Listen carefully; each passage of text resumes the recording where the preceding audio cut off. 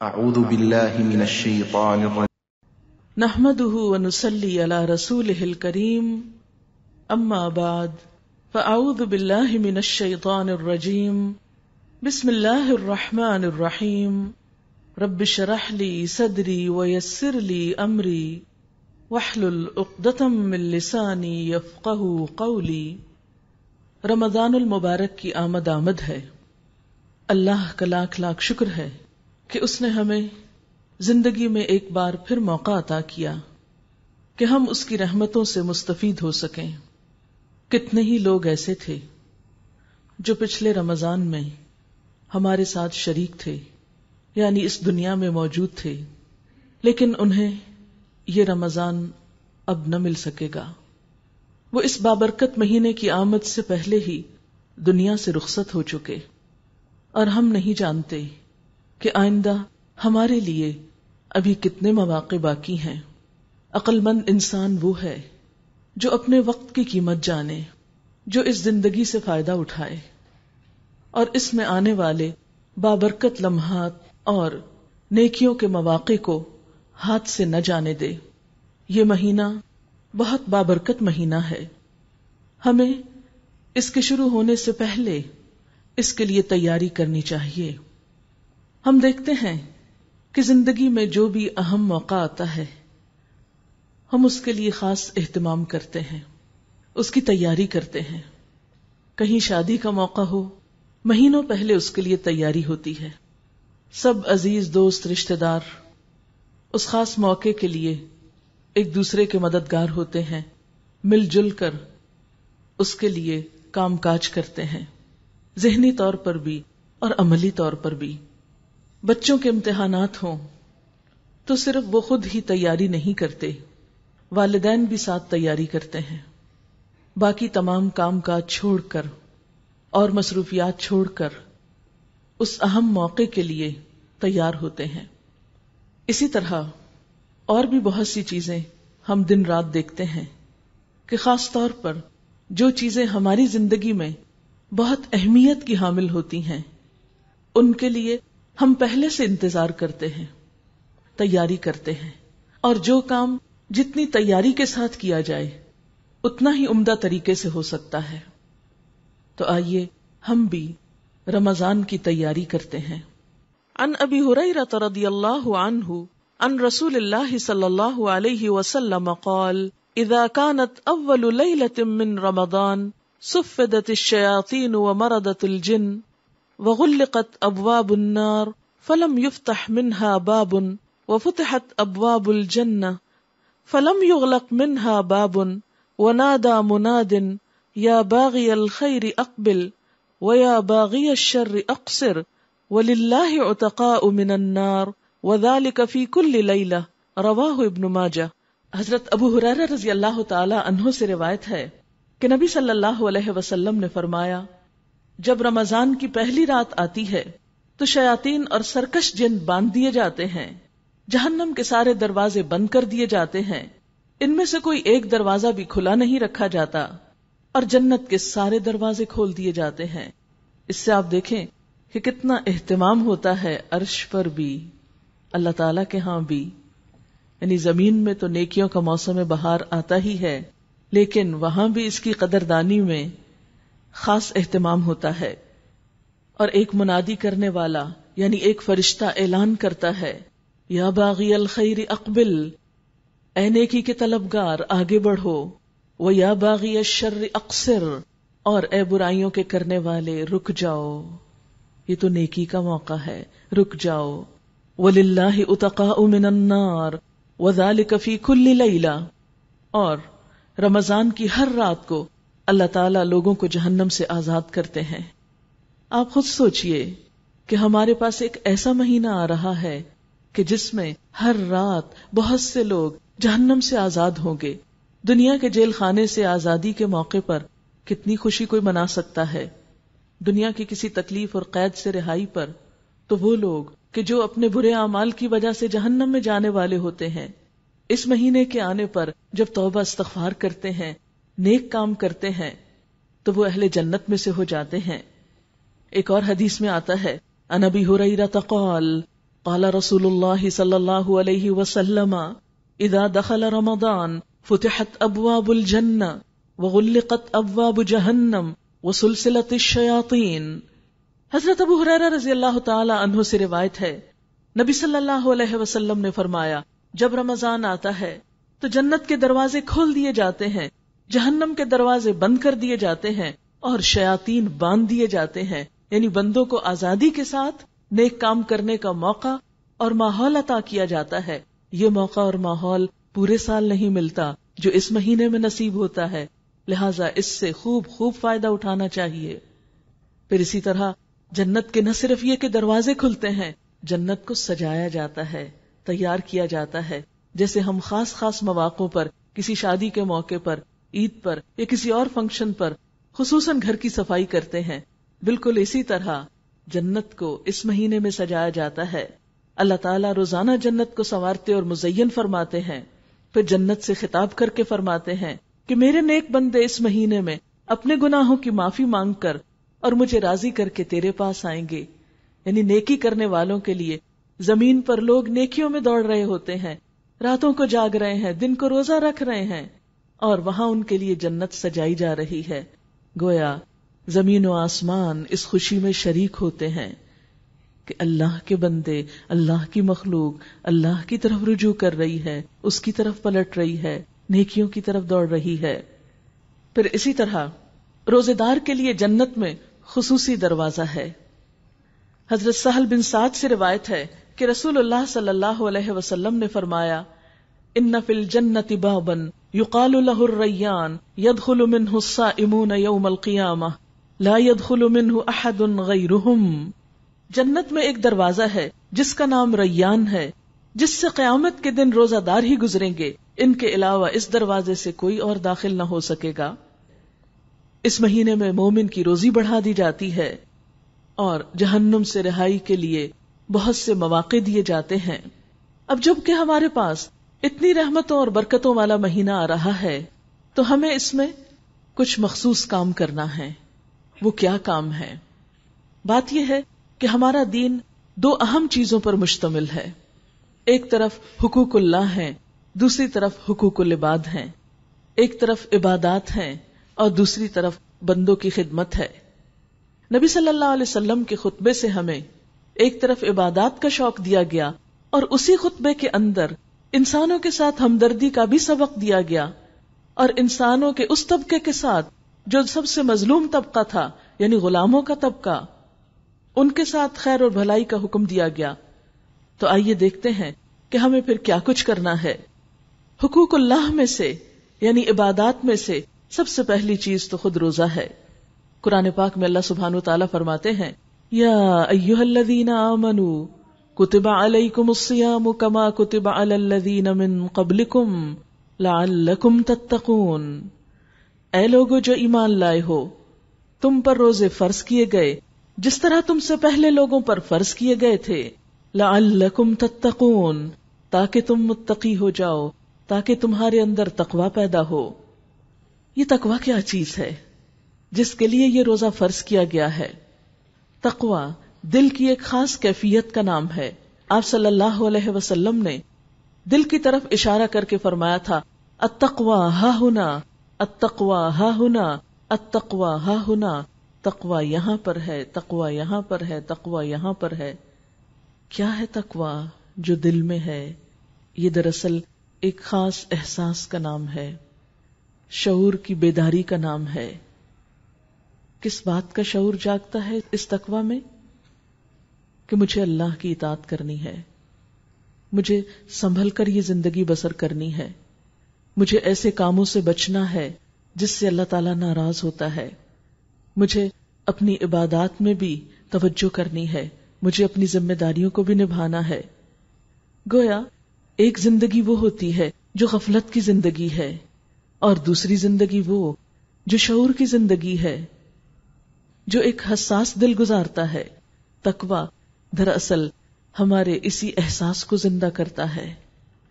دن بھر جب ہم روزہ رکھتے ہیں، کھانے پینے سے گریز کرتے ہیں، شدید بھوک بھی ہو، کھانا سامنے بھی ہو، تو ہمیں فوراً خیال آتا ہے میں روزے سے ہوں، مجھے نہیں کھانا. آپ تنہائی میں ہوں, کوئی آپ کو نہ دیکھ رہا ہو, شدید پیاس سے ہوں, لیکن ایک قطرہ پانی کا اپنے حلق کے اندر نہیں جانے دیتے. یہ کیسے ہو سکتا ہے؟ وہی شخص یہ کر سکتا ہے کہ جو ہوش و حواس رکھتا ہے, جو سوچ سمجھ رکھتا ہے, جو شعور رکھتا ہے, جس کا دل زندہ ہے, جس کا ضمیر مردہ نہیں ہو چکا, جس کو اپنے رب کے حاضر و ناظر ہونے کا یقین ہے. رمضان کے 30 دن دراصل ہماری ٹریننگ کرتے ہیں کہ اے بندہ مومن, صرف رمضان میں نہیں, بعد میں بھی تم روزے کی حالت میں ہو. تمہیں تو ساری زندگی ہی روزہ رکھنا ہے. یہ تو مخصوص قسم کا روزہ ہے جس میں صرف حلال چیزوں کو چھوڑا جاتا ہے. کھانا پینا حلال ہے, بیوی حلال ہے, لیکن اللہ کے حکم سے اس سے رک رہے ہو, کیونکہ صوم کا مطلب ہی رک جانا ہے. تو اگر اللہ کے حکم سے تم حلال سے رک سکتے ہو تو اللہ ہی کی خاطر, اسی کی محبت میں, اسی کی خوشی میں, اسی کی رضا میں حرام سے بھی بچ جاؤ, اس سے بھی رک جاؤ. یہی تقویٰ ہے. تقویٰ صرف ہماری ظاہر کی آنکھیں نہیں, دل کی آنکھیں بھی کھول دیتا ہے. اور اللہ تعالیٰ چاہتے یہی ہے کہ امت مسلمہ ایک باشعور زندگی بسر کرے, غفلت کی نہیں, جانوروں کی طرح نہیں, کیونکہ اللہ کے نزدیک وہ لوگ بدترین مخلوق ہیں جو سوچ سمجھ سے کام نہیں لیتے. ان شر الدواب عند اللہ الصم البکم الذین لا یعقلون. بے شک اللہ کے نزدیک بدترین جانور یا جانوروں میں سے بھی بدترین شر الدواب کون ہے؟ الصم البکم, جو بہرے گنگے لوگ ہیں. الذین لا یعقلون, جو عقل سے کام نہیں لیتے, جو اپنے شعور سے کام نہیں لیتے. تو روزہ دراصل ہمارا شعور بیدار کرتا ہے, غفلت سے نکالتا ہے, تقویٰ پیدا کرتا ہے.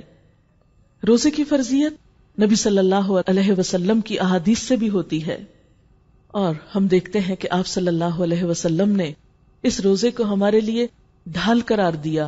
الصیام جنہ, روزہ ڈھال ہے. ڈھال, شیلڈ جسے آپ بولتے ہیں.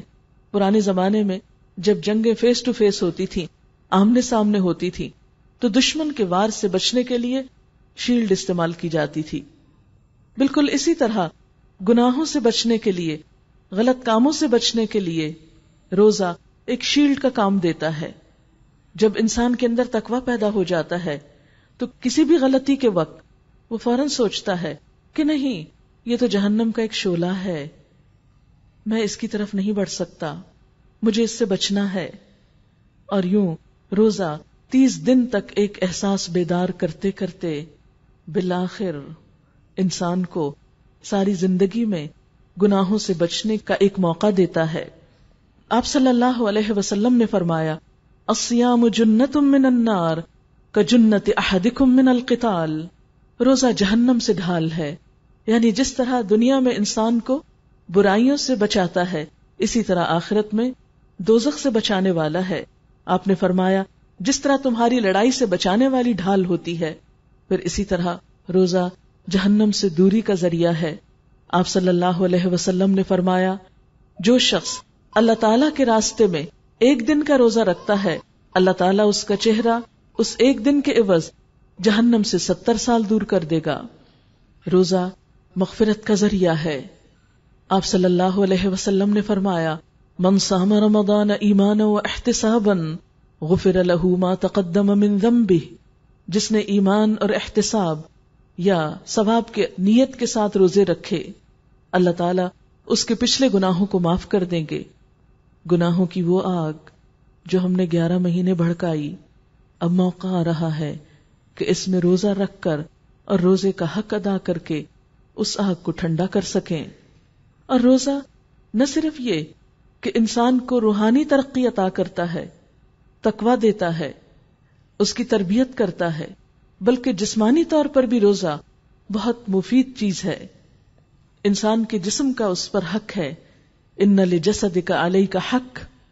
عام طور پر ہم سمجھتے ہیں کہ یہ حق جسم کو کھلا پلا کر دیا جاتا ہے یا بہت آرام کر کے دیا جا سکتا ہے. حالانکہ بسا اوقات جسم کا حق کھانے پینے سے رک کر دینا ہوتا ہے، اور روزہ دراصل جسم کا حق دینا بھی ہے۔ ہمارا معدہ دن میں سارا وقت کام کرتا ہے، ہم اسے چین نہیں لینے دیتے، کبھی کچھ کھا لیتے ہیں، کبھی پی لیتے ہیں، کبھی کچھ منہ میں ڈالتے ہیں، کبھی کچھ منہ میں ڈالتے ہیں، اس بیچارے کو آرام تو ملتا ہی نہیں۔ اور نہ صرف یہ کہ معدہ، بلکہ اس کے ساتھ جگر جیسی چیز جس کو غذا کے ہضم میں مدد دینے کے علاوہ 15 اور کام کرنے ہوتے ہیں۔ رمضان میں جب 10-12 گھنٹے کے لیے معدے کو سکون ملتا ہے، جگر کو کم کام کرنا پڑتا ہے، تو وہ زیادہ صحت مند ہو جاتے ہیں۔ یہ جسم کی زکوٰۃ بھی ہے۔ اسی طرح روزے کے دوران خون کی مقدار میں بھی کچھ کمی ہوتی ہے، اور اس سے دل بھی کچھ آرام اور چین پاتا ہے، بلڈ پریشر بھی کنٹرول ہوتا ہے، اور پٹھوں پہ دباؤ بھی کم ہوتا ہے۔ افطار کے وقت تک خون میں موجود غذائیت کے تمام ذرات تحلیل ہو چکے ہوتے ہیں، یعنی انسان وہ سب کچھ استعمال کر چکا ہوتا ہے، اور اس سے پھر شریانوں پر یا وریدوں پر چربی نہیں چڑھتی، اور انسان زیادہ صحت مند ہوتا ہے، شریانیں سکڑنے سے محفوظ رہتی ہیں۔ اس طرح روزہ دل کی بیماریوں سے بھی حفاظت کا ذریعہ ہے۔ اسی طرح روزے کی وجہ سے کچھ گروتھ ہارمونز جسم کے اندر پیدا ہوتے ہیں۔ ریسرچ سے یہ بات سامنے آئی ہے کہ جو لوگ زیادہ روزے رکھتے ہیں ان کی سکن دیر تک اچھی رہتی ہے، وہ جھریوں سے محفوظ رہتے ہیں۔ یعنی بہت سے لوگ یہ سمجھتے ہیں کہ کھا پی کر زیادہ صحت مند چہرہ نظر آتا ہے، لیکن معاملہ اس کے برعکس ہے۔ خواتین تو خاص طور پر اپنی سکن کے معاملے میں بہت کانشیس ہوتی ہیں، ان سب کے لیے ایک اچھی ٹپ ہے، لیکن یاد رکھیے کہ ہمیں صرف اس جسمانی فائدے کے لیے روزہ نہیں رکھنا، اصل تو اللہ کی رضا کی خاطر اللہ کے لیے نیت کر کے رکھنا ہے۔ لیکن جب کوئی شخص اللہ کا ہو جاتا ہے، اللہ کے لیے کوئی کام کرتا ہے، تو ایسا نہیں ہوتا کہ دنیا کا فائدہ اس کو حاصل نہیں ہوتا۔ بندہ مومن کی تو بہرحال پرائرٹی آخرت ہے، دنیا تو دوسرے نمبر پر آتی ہے۔ اس لیے اگر آپ اللہ کی خاطر ایک نیک کام کریں گے تو دنیا میں بھی اس کا فائدہ اٹھائیں گے۔ گروتھ ہارمونز جب بڑھتے ہیں جسم میں تو اس سے پٹھوں میں پروٹین بڑھتی ہے، اور فری فیٹی ایسڈز کی تیز حرکت کی وجہ سے پٹھوں کو توانائی مہیا ہوتی ہے۔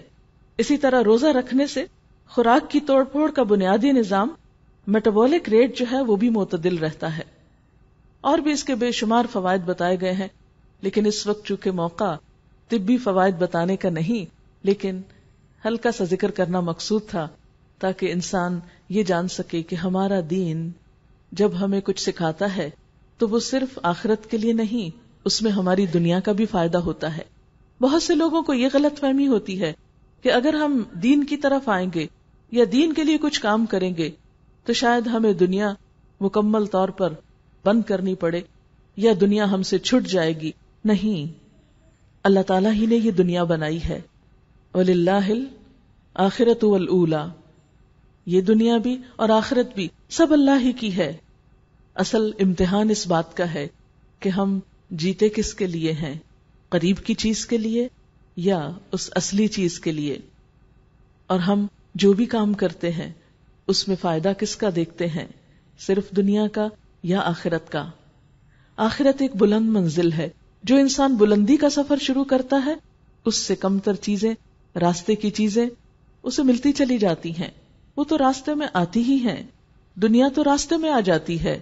لیکن جو شخص آخرت پر اپنی نظر رکھ کے جیتا ہے اور وہ قدم بقدم سفر کرتا چلا جاتا ہے، اسے وہ منزل بھی مل جاتی ہے اور راستے کے فائدے بھی اٹھا لیتا ہے۔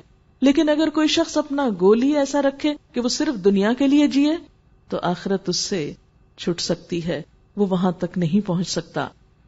کوئی بھی شخص جو عاقل و بالغ ہو، جس پر روزہ فرض ہو چکا ہو، اس کے لیے لازم ہے کہ وہ اس مہینے سے خوب فائدہ اٹھائے اور چھوٹی چھوٹی بیماریوں کے بہانے کر کے یا محض خوف کا شکار ہو کر اس موقع کو ہاتھ سے نہ جانے دے۔ اور اس معاملے میں یہ بھی دیکھنا چاہیے کہ بعض اوقات ہم روزہ چھوڑنے کے لیے کسی ڈاکٹر سے فتویٰ لے آتے ہیں اور اس کے سہارے ہم روزہ چھوڑ دیتے ہیں۔ اس سلسلے میں بھی یاد رکھیے کہ دین ہمیں سکھاتا ہے استفت قلبک ولو افتوکا، اپنے دل سے بھی فتویٰ مانگو، خواہ لوگ تمہیں فتویٰ دے دیں، خواہ ڈاکٹر صاحب یہ کہہ بھی دیں، لیکن پھر تم اپنے مزاج کو، اپنے آپ کو، اپنی صلاحیت کو زیادہ پہچانتے ہو کہ تم اپنے اوپر کتنی مشقت لے سکتے ہو. رمضان کے مبارک مہینے میں روزہ رکھنے کے علاوہ دوسرا اہم ترین کام نماز ہے، اور خصوصاً نماز تراویح ہے. نماز کے بارے میں آپ سب جانتے ہیں کہ یہ کافر اور مومن کے درمیان فرق کرتی ہے. اور پھر دن کی 5 نمازوں کے علاوہ رات کی نماز یعنی تہجد کی نماز آپ سب جانتے ہیں کہ وہ بہت بہترین ہے. یعنی فرض نمازوں کے بعد سب سے افضل نماز تہجد کی نماز ہے. لیکن عام دنوں میں ہم اٹھ نہیں پاتے، عام دنوں میں سستی ہو جاتی ہے یا اتنی ہمت نہیں ہوتی. اللہ تعالیٰ نے رمضان کا موقع دے کر سحری کے وقت بھی جاگنے کا موقع دیا، اور اس کے علاوہ اگر سحری کے وقت نہ یہ نماز پڑھ سکے تو رات کے اول حصے میں بھی پڑھنے سے بے پناہ اجر و ثواب ملتا ہے. سورۃ الفرقان میں اللہ تعالیٰ فرماتے ہیں عباد الرحمن کی صفات بیان کرتے ہوئے کہ والذین یبیتون لربہم سجدا وقیاما، کہ رحمان کے پیارے بندے ان کی راتیں کس طرح گزرتی ہیں؟ اپنے رب کے حضور سجدوں اور قیام میں گزرتی ہیں. سال بھر تو ہماری راتیں اور کاموں میں گزرتی ہیں. عشاء کی نماز بھی بعض اوقات بہت لیٹ کر کے پڑھتے ہیں یا پوری توجہ اور شعور سے نہیں پڑھتے. لیکن رمضان ایک ایسا بابرکت موقع ہے کہ جس میں ہم طویل قیام کر سکتے ہیں، اور شاید یہ طویل قیام ہماری پچھلی نمازوں کی کسی کمی کوتاہی کا کفارہ بھی ہو جائے. اللہ کے نیک بندوں کی صفات کیا ہیں؟ الذین یذکرون اللہ قیاما وقعودا وعلی جنوبہم، کہ اللہ کے بندے اللہ کو یاد کرتے رہتے ہیں کھڑے ہو کر بھی، بیٹھ کر بھی، اور اپنے پہلوؤں پر بھی. نبی صلی اللہ علیہ وسلم نے فرمایا ہمارا رب ہر رات 1/3 رات گزرنے پر آسمان دنیا پہ نزول فرماتا ہے اور اہل دنیا سے خطاب کر کے کہتا ہے کون ہے جو مجھ سے مانگے تو میں اس کی دعا قبول کروں، کون ہے جو مجھ سے سوال کرے تو میں اس کو عطا کروں، کون ہے جو مجھ سے مغفرت طلب کرے تو میں اس کو بخش دوں. گویا تراویح کی نماز خاص طور پر دعائیں مانگنے کا وقت بھی ہے، کیونکہ نماز کے بعد بھی دعا قبول ہوتی ہے. اول رات پڑھیں یا آخر رات پڑھیں، ساتھ ساتھ دعائیں بھی کرتے رہیں. اور نماز کے بارے میں تو آپ سب جانتے ہیں کہ دن کی 5 نمازیں انسان کو گناہوں سے اس طرح پاک کر دیتی ہیں جیسے انسان نہا کر نکلے تو ہر میل کچیل سے پاک ہو جاتا ہے. جیسے ایک مشہور حدیث میں بھی آتا ہے کہ آپ صلی اللہ علیہ وسلم نے فرمایا کہ اگر تم میں سے کسی کے دروازے پر ایک نہر ہو اور دن میں 5 مرتبہ اس میں نہائے تو کیا اس پہ کچھ میل کچیل باقی رہ جائے گا؟ لوگوں نے کہا کہ نہیں. تو آپ نے فرمایا کہ ان 5 نمازوں کا بھی یہی حال ہے، ان کی بھی یہی مثال ہے. اللہ تعالیٰ ان نمازوں کے ذریعے گناہ مٹا دیتا ہے. رمضان میں عام نمازوں کے لیے آپ ایک ٹارگٹ رکھ سکتے ہیں، کیا کہ میں نماز اول وقت میں ادا کروں گی. یعنی اگر آپ نمازی ہیں تو خاص طور پر ایک اور کوشش شروع کیجئے کہ اول وقت میں نماز پڑھیں، اور اس کے لیے جب شعوری کوشش کریں گے تو آپ کی نماز کا اجر و ثواب کہیں زیادہ بڑھ جائے گا. دیکھیں نماز تو پڑھنی ہی ہے، وہ تو فریضہ ہے، لیکن جب ہم اس کو سستی کر کر کے بہت تاخیر سے پڑھتے ہیں تو اس کا وہ اجر نہیں پاتے جو پانا چاہیے. یعنی کام بھی کیا، محنت بھی کی، لیکن وہ حاصل نہیں ہوا جو ہونا چاہیے. اور خاص طور پر عصر کی نماز تاخیر سے پڑھنے والے کے لیے اللہ کے رسول صلی اللہ علیہ وسلم نے کیا فرمایا؟ تلک صلاۃ المنافق، یہ منافق کی نماز ہے. صحابہ کرام نے عرض کون سی؟ فرمایا کہ جو دھوپ کے پیلا پڑنے کا انتظار کرتا رہتا ہے اور جب وہ غروب کے قریب ہوتا ہے تو جلدی سے چند ٹھونگے مار لیتا ہے، اس طرح جیسے مرغا دانہ اٹھانے کے لیے زمین پہ ٹھونگ مارتا ہے اور وہ اللہ کو کچھ بھی یاد نہیں کرتا. اللہ کے بندے تو اللہ کو ہر آن یاد کرتے ہیں، لیکن منافق صرف دکھاوی کی نماز پڑھتا ہے یا صرف خانہ پوری کرتا ہے تو وہ توجہ نہیں دیتا اس کی طرف، آخری وقت میں پڑھتا ہے. اس لیے ہم سب اپنے ساتھ ایک عہد کریں کہ اس رمضان میں ہم کوشش کر کے اول وقت میں نماز ادا کریں گے اور تاخیر نہ ہونے دیں گے انشاءاللہ. اور پھر رات کا قیام، اس کے بارے میں نبی صلی اللہ علیہ وسلم نے فرمایا من قام رمضان ایمانا و احتسابا غفر له ما تقدم من ذنبه، جس نے رمضان کی راتوں میں قیام کیا ایمان کی حالت میں ثواب کی نیت سے تو اس کے بھی پچھلے گناہ معاف کر دیے جائیں گے. تو گویا دن کے روزے کے علاوہ رات کو بھی اللہ تعالیٰ ایک خاص موقع عطا کرتا ہے نماز کا، یعنی گویا دن بھی عبادت اور رات بھی عبادت، کیونکہ رات کا کچھ حصہ جب انسان اللہ تعالیٰ کے حضور قیام میں گزارتا ہے تو باقی رات جو سوتا ہے اور اس انتظار میں سوتا ہے کہ صبح پھر روزہ رکھوں، سحری کروں، تو اس کا یہ سونا بھی ایک طرح سے عبادت ہو جاتا ہے۔ گویا رمضان ایک ایسا موقع ہے جس میں دن کا سارا وقت ایک ایک لمحہ عبادت ہے، اور جس میں رات کی نماز اور پھر رات کا سونا بھی ایک عبادت ہے۔ اس لیے جو لوگ اس مہینے کا اہتمام کریں وہی خوش قسمت ہیں۔ حضرت عبداللہ بن عمر سے روایت ہے کہ نبی صلی اللہ علیہ وسلم نے فرمایا، روزہ اور قرآن قیامت کے دن بندے کے لیے سفارش کریں گے۔ روزہ کہے گا، اے میرے رب، میں نے اس بندے کو کھانے پینے سے اور اپنی خواہشات پوری کرنے سے روکے رکھا، اس کے بارے میں میری سفارش قبول فرما۔ قرآن کہے گا، اے میرے رب، میں نے اس بندے کو رات سونے سے روکے رکھا، لہٰذا اس کے بارے میں میری سفارش قبول فرما۔ چنانچہ دونوں کی سفارش قبول کی جائے گی۔ اس لیے دن کے روزے کے ساتھ ساتھ رات کی تراویح کا اہتمام بہت ضروری ہے۔ اگرچہ تراویح نماز فرض نہیں ہے لیکن بہت اجر و ثواب کا باعث ہے۔ لیکن یاد رکھیے کہ بہت سے لوگ زیادہ نفل جب پڑھتے ہیں یا لمبی نماز پڑھتے ہیں تو عموماً تیز تیز پڑھتے ہیں، جلدی سے رکوع کیا، جلدی سے کھڑے ہو گئے، جلدی سے سجدہ کیا، پھر کھڑے ہو گئے، وہ صرف تعداد پوری کر کے بات ختم کر دیتے ہیں۔ تو وہ وقت تعداد پوری کرنے کا نہیں، اللہ کو یاد کرنے کا ہے، دعائیں مانگنے کا ہے، بخشش کرانے کا ہے۔ اس لیے اس نماز کو خشوع و خضوع سے پڑھنا چاہیے۔ اور آپ صلی اللہ علیہ وسلم نے خبردار بھی کیا کہ نماز کی چوری سے بچو۔ آپ نے فرمایا، چوری کے لحاظ سے سب سے بدترین وہ انسان ہے جو نماز چراتا ہے۔ تو صحابہ کرام نے عرض کیا کہ وہ کیا چیز ہے، یعنی نماز کی چوری کیا ہے؟ تو آپ نے اس پر کیا فرمایا کہ جو رکوع اور سجود ٹھیک سے ادا نہیں کرتا، یعنی ابھی رکوع میں گئے نہیں کہ اٹھ کھڑے ہوئے، سجدہ کیا نہیں تو اٹھ کھڑے ہوئے، ایک سجدے سے اٹھ کے ٹک کے بیٹھے ہی نہیں کہ دوبارہ سجدے میں چلے گئے، اور نماز میں ہل جل ہی رہی اور ختم کر دی گئی۔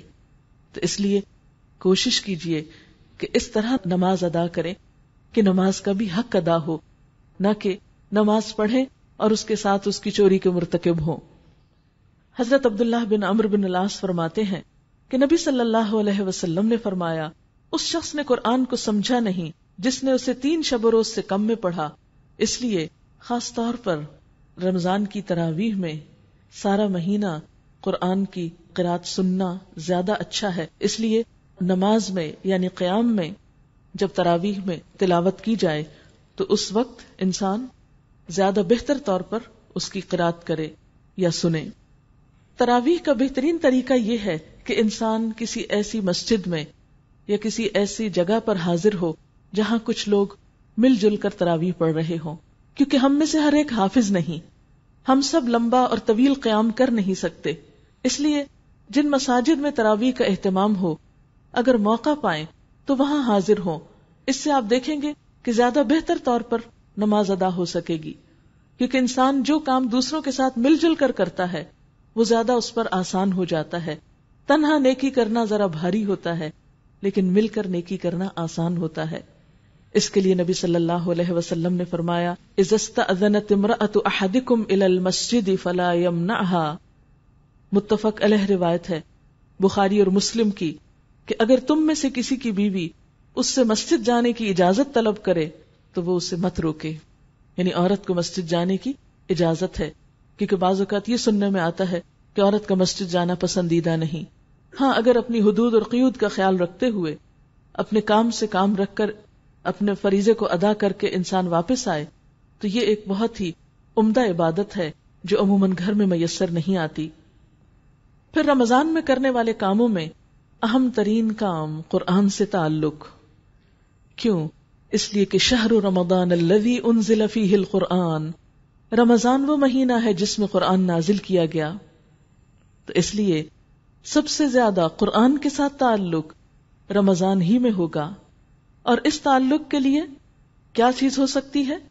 ایک تو ہم دن میں تلاوت کریں، دوسرے یہ کہ رات کو قیام کی حالت میں اس کو سنیں یا پڑھیں، جن لوگوں کو زبانی زیادہ یاد ہے وہ خود اس کو پڑھ سکتے ہیں، اور تیسرے یہ کہ اس مہینے میں اس کتاب پر غور و فکر بھی کریں، کیونکہ اللہ سبحانہ وتعالیٰ فرماتے ہیں ھدی للناس، یہ قرآن انسانیت کی ہدایت کے لیے ہے، وبینات من الہدی والفرقان، اور ہدایت اور فرقان کی بینات رکھتا ہے۔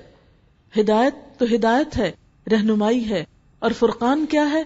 اچھے برے کا فرق بتانے والی کتاب ہے یہ۔ اس کتاب کے اندر ایسی تعلیمات، ایسے احکامات موجود ہیں کہ جو انسان کو صحیح راستہ دکھاتے ہیں۔ ان ھذا القرآن یہدی للتی ہی اقوم، بے شک یہ قرآن وہ راستہ دکھاتا ہے جو سب سے زیادہ درست ہے۔ قد جاءکم من اللہ نور وکتاب مبین یہدی بہ اللہ من اتبع رضوانہ سبل السلام ویخرجہم من الظلمات الی النور بإذنہ ویہدیہم الی صراط مستقیم، بے شک تمہارے پاس اللہ کی طرف سے ایک نور اور روشن کتاب آ گئی ہے، اللہ اس کے ذریعے رہنمائی کرتا ہے اس شخص کی جو پیروی کرے اس کی رضامندی کی، سلامتی کے راستوں کی طرف۔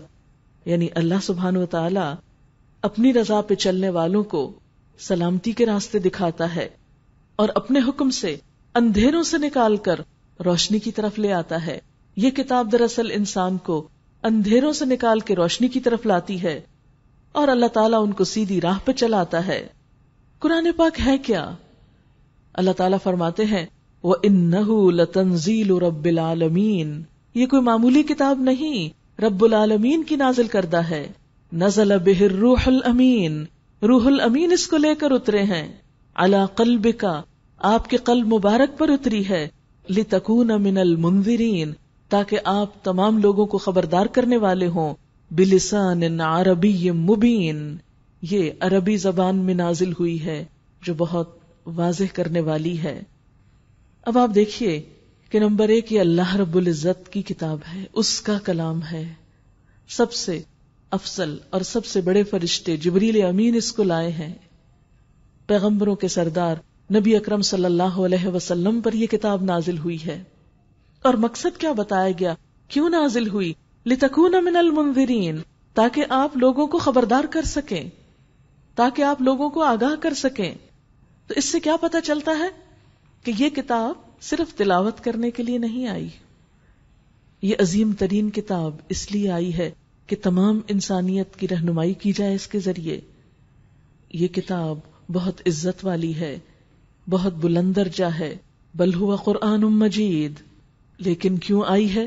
تبارک الذی نزل الفرقان علی عبدہ لیکون للعالمین نذیرا، بابرکت ہے وہ ذات جس نے اپنے بندے پر قرآن نازل فرمایا تاکہ سارے جہان والوں کو خبردار کرے، لیکون للعالمین نذیرا، یہ کتاب تو سارے عالمین کے لیے ہے، ھدی للناس، سب انسانوں کی رہنمائی کے لیے ہے۔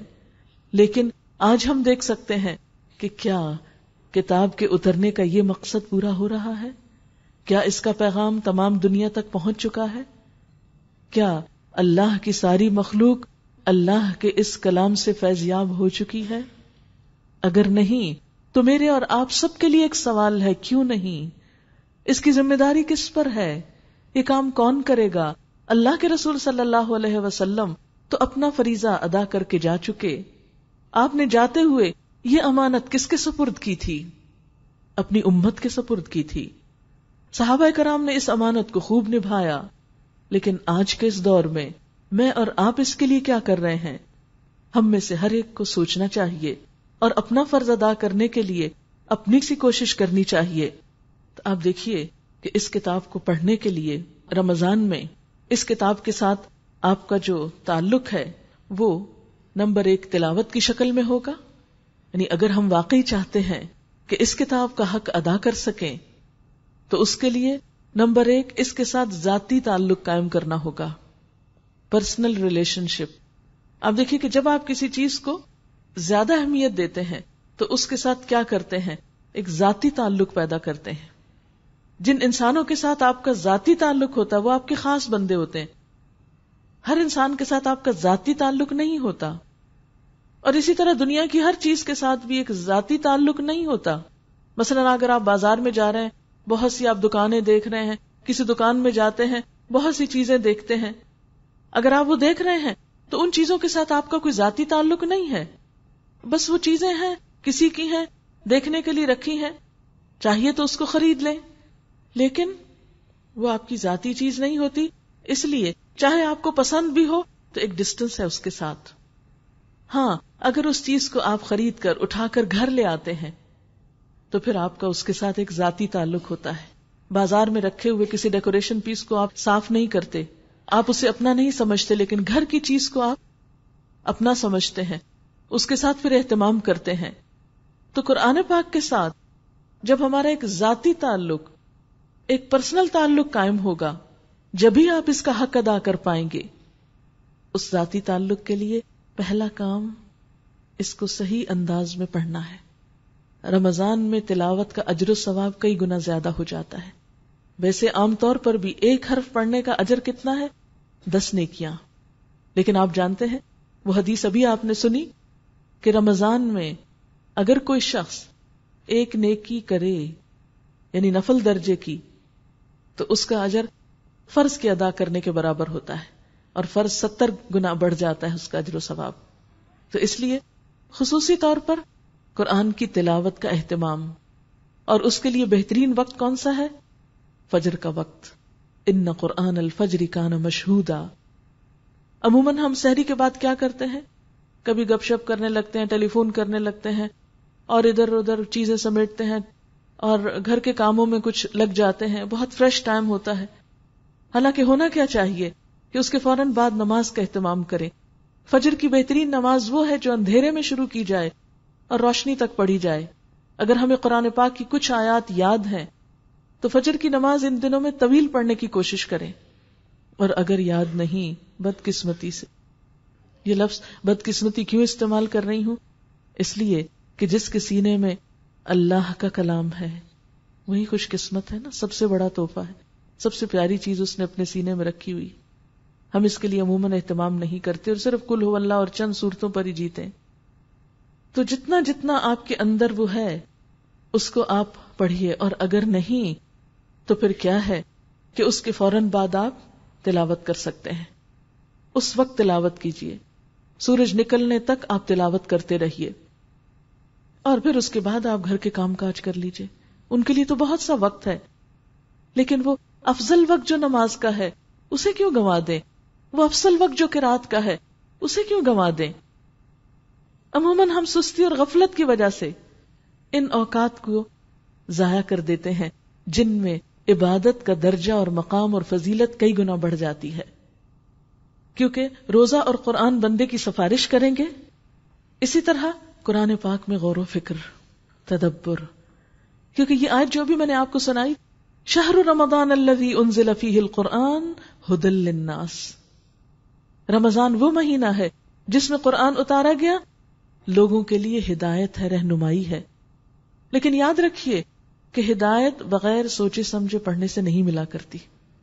مثلاً آپ کو کہیں جانا ہے، یہیں آئے ہیں آپ آج، ہو سکتا ہے آپ میں سے کچھ لوگ میری طرح پہلی بار یہاں پر آئے ہوں، اور آتے ہوئے آپ کو راستہ تلاش کرنے کی یا کسی سے پوچھنے کی ضرورت پڑی ہو، اور اگر آپ راستہ کسی ایسے شخص سے پوچھ رہے تھے کہ جو مثلاً فرینچ بول رہا تھا یا عربی بول رہا تھا، اور آپ عربی اور فرینچ جانتے نہیں، تو بتائیے کہ آپ یہاں تک پہنچ سکتے تھے؟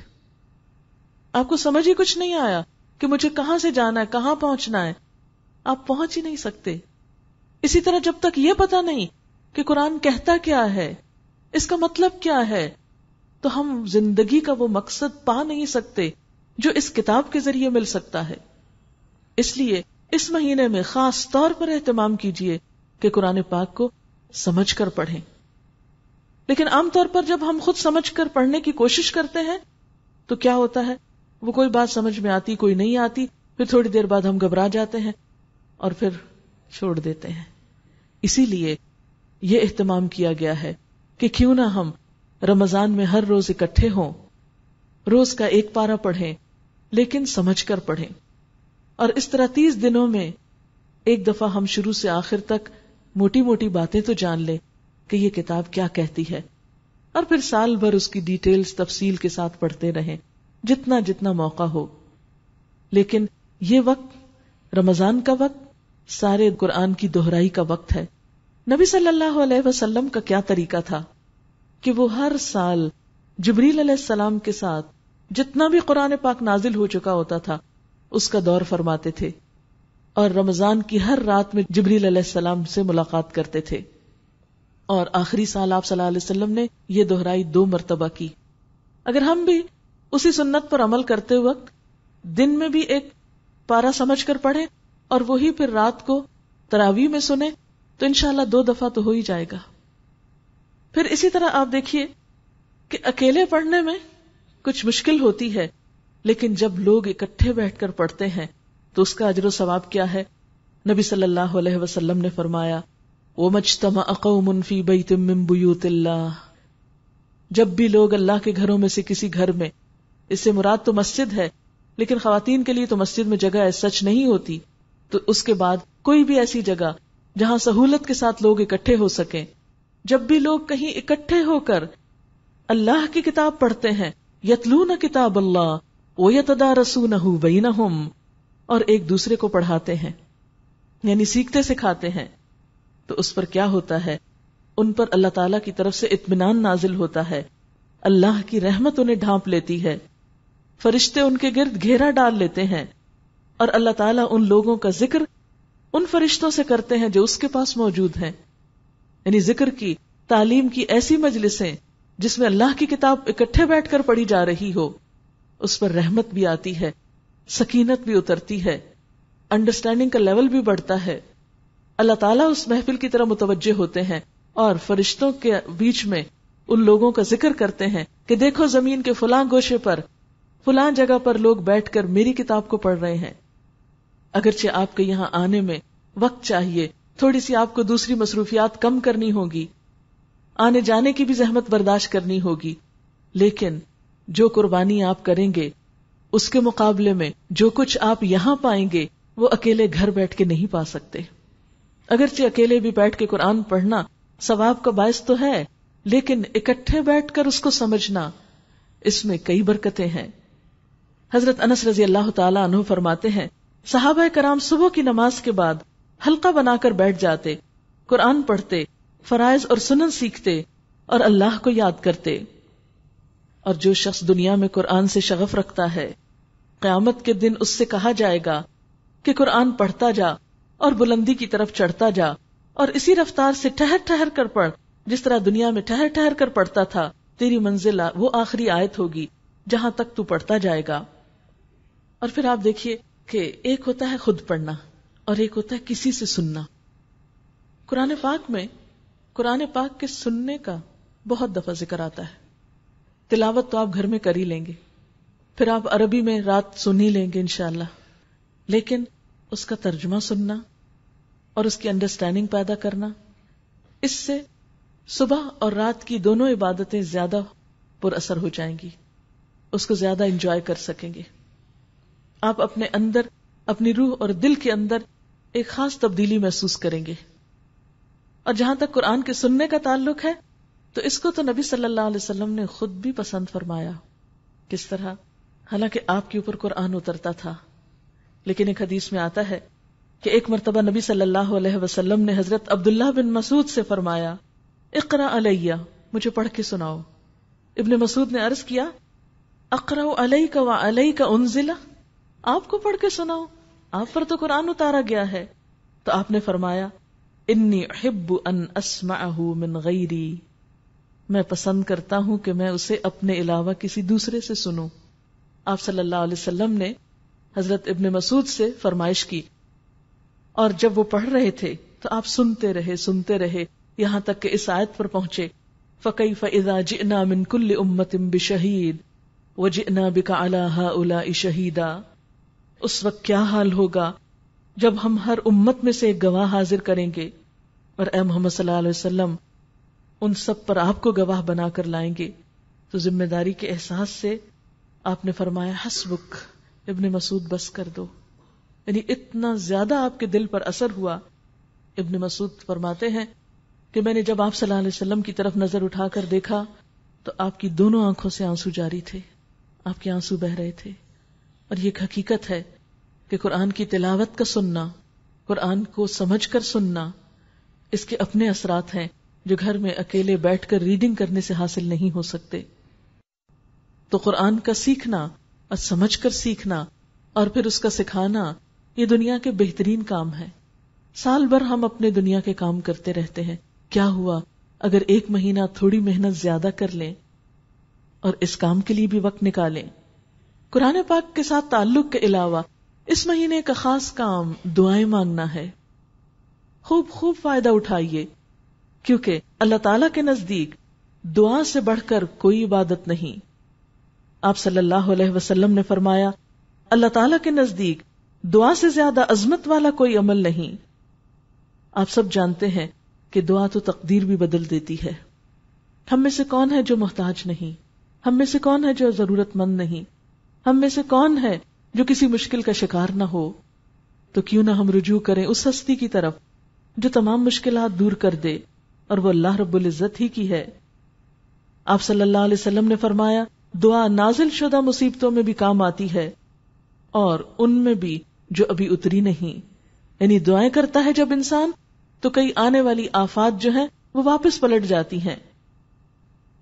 حضرت سلمان فارسی کہتے ہیں، اللہ کے رسول صلی اللہ علیہ وسلم نے فرمایا، تمہارا رب بڑا حیا کرنے والا اور سخی ہے.